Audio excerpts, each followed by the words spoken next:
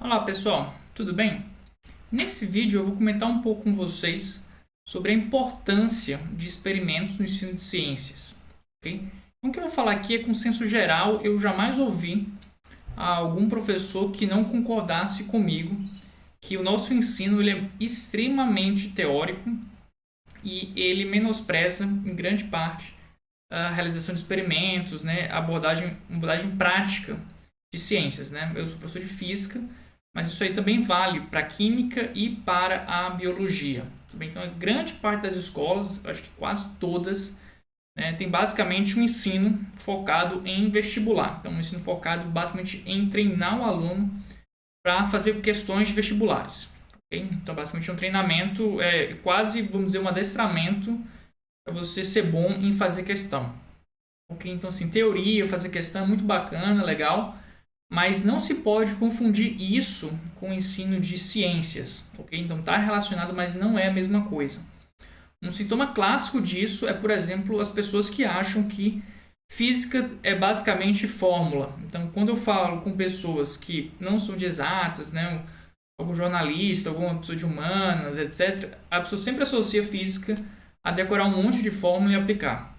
E física tem muito mais a ver com pegar um fenômeno real e descrevê-lo do que propriamente com você memorizar e decorar uma fórmula e substituir valores em uma questão. Tudo bem? Então, só esse sintoma de como as pessoas enxergam física já deixa claro que a gente não consegue nem apresentar direito o que é a física.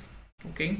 Outro sintoma desse problema é que as pessoas passam aí no ensino médio uns 3 anos, às vezes até uns 4 anos, no finalzinho do ensino fundamental. Você estuda física por 4 anos e você nunca fez uma medida, ok? Você nunca chegou no experimento e falou assim, deixa eu medir aqui com um jeito mais profissional, vamos dizer, pegar um comprimento com uma régua e avaliar a incerteza da sua medida. Fez várias medidas para ver que elas nem sempre dão o mesmo resultado, né? Avaliar uma incerteza. Tomar uma medida e fazer uma conta com ela. Tomar esse resultado da sua conta e comparar com o resultado experimental e verificar que a teoria que você vê em sala de aula, ela de fato consegue descrever um fenômeno físico. Ok? Então são coisas que podem soar meio etéreas, mas elas são fáceis de se realizar. Você pode conseguir reproduzir experimentalmente alguma situação que você vê na teoria. Ok? Então aqui no canal a gente tem uma playlist de atualmente de 40 experimentos, e vão sair outros, que eu tento dar um contraponto a isso. Então vários experimentos aqui eu uso basicamente coisas simples, coisas de casa, às vezes algum equipamento um pouco diferente, mas que é de baixo custo, certo? Para mostrar para vocês se vocês conseguem fazer experimentos de mecânica, de óptica, de magnetismo, de eletricidade, de ondulatória, tudo em casa com coisas simples. Bem, então não é uma coisa que você precisa de uma grande estrutura, né? Que às vezes é o que as escolas reclamam, né? Que para você ter um laboratório de física você precisa gastar centenas de milhares de reais. Você pode gastar isso e você pode gastar, por exemplo, até uns 600 reais num kit de pêndulo simples.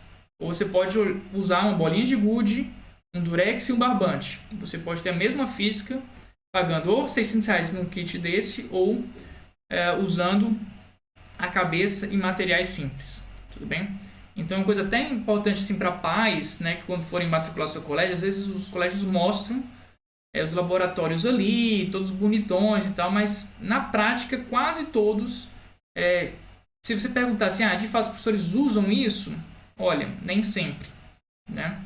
Isso é muito triste, porque o experimento ele tem uma característica muito bacana de 3 coisas, né? Uma, eu acho que é o maravilhamento, tá? Então, essa capacidade de olhar para a natureza com um olhar um pouco mais inquisitor, olhar com atenção, olhar os detalhes, né? Ver um fenômeno acontecer e contemplar isso, né? É uma coisa que de fato é necessária para qualquer espírito científico assim, que seja empolgante, seja fascinante. Então essa capacidade de maravilhar, você consegue fazer isso com questão? Até consegue, mas as pessoas em geral se contempla mais com a matemática da coisa do que com a ciência, né? E o experimento tem essa capacidade de impressionar, soltar aquele oh, né? 2, o experimento também tem uma capacidade de integrar conceitos que é muito interessante. Então, quando você tem um experimento ali, às vezes não é tão trivial, por exemplo, se isso é física, se isso é química, né? Então, coloque, por exemplo, uma vela, né? O formato da chama e o que aconteceria se essa chama tivesse sem gravidade. Então, a chama, existe uma reação química acontecendo, exotérmica, né? Você tem liberação de calor, você tem o aquecimento do ar, você tem ionização de átomos, você tem liberação de radiação. Então, isso é tudo química, né? Mas, por outro lado, você tem uma corrente de convecção, tem transferência de calor, você tem aquecimento, você tem teoria dos gases, certo? Como é que reações de combustão se relacionam com geração de energia para sistemas vivos, né? Então, você tem sempre essa capacidade de integrar, né, diferentes conceitos, diferentes disciplinas. Isso é muito bacana e isso aí é um antídoto para esse jeito que a gente vê ciência de um jeito totalmente fragmentado, onde você decora um monte de informação e nenhuma delas se relaciona. E no final você passa ali um marmanjo de 18 anos que não sabe direito para que servem as coisas que ele estudou a vida toda. Tá? Então, esse é o terceiro ponto, que é dar significado às coisas. Então, às vezes você pode decorar, por exemplo, que os elétrons foram descobertos com os raios catódicos. Isso é uma coisa que você pode decorar isso. Mas você já viu um raio catódico? Você sabe qual é o setup experimental, né? O aparato que você usa para gerar esse tipo de raio? A gente fez aqui. Né? E quando eu mostrei isso para os meus alunos de graduação, eles perguntaram, nossa, eu imaginava que era de outro jeito. Né? Eu não tinha essa ideia geral aqui que você precisa de uma bomba de vácuo, uma tensão de milhares de volts, etc.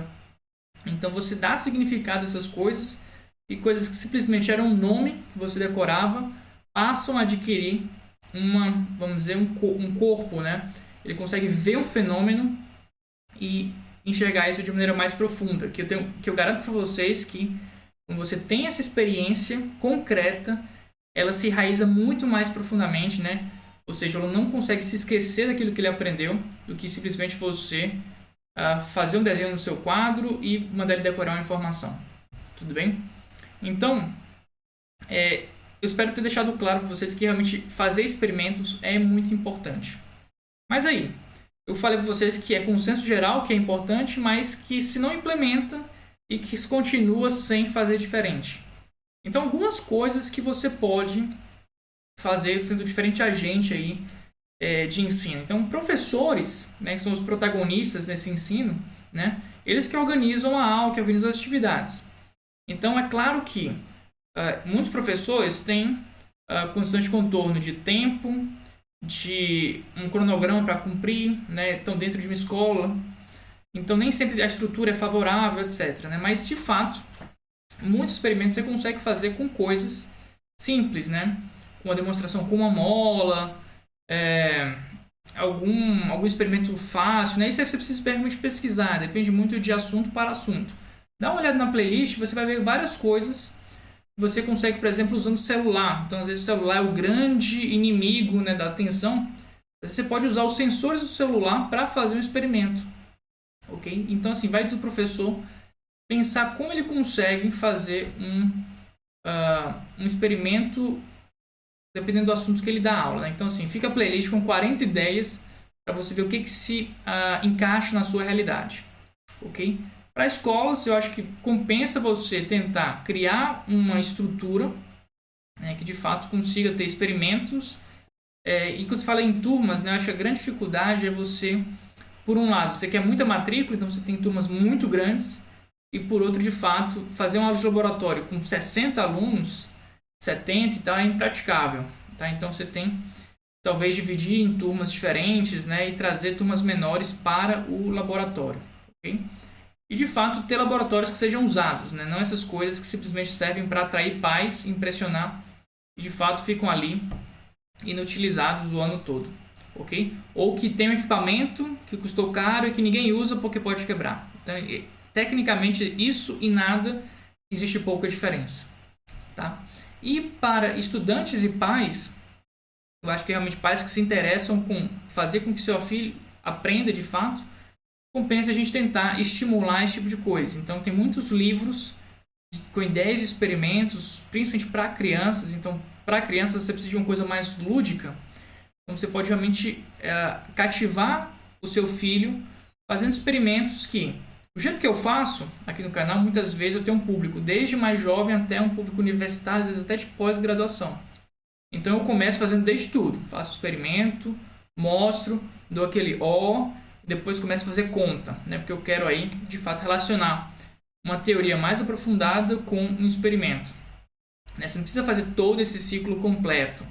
Se você olha o experimento, olha, achou legal e tenta reproduzir e consegue explicar, isso é totalmente satisfatório para muitas pessoas. Tudo bem? Então, se você é um estudante e gosta de física, tenha em mente isso. Tentar fazer experimentos, olha o assunto que está vendo e tenta relacionar isso com alguma coisa do seu dia a dia. Tá? Então, uma rede de difração, por exemplo, nossa, isso aqui pode sair muito caro, né? Mas às vezes você tem redes que você compra por R$3, R$4. Difração você consegue fazer com seu fio de cabelo e um laser Xing Ling, aquele de R$5 que você usa no centro. Tudo bem? Então, essas ideias tenham em mente para tentar trazer isso, né, esses experimentos, no seu dia a dia.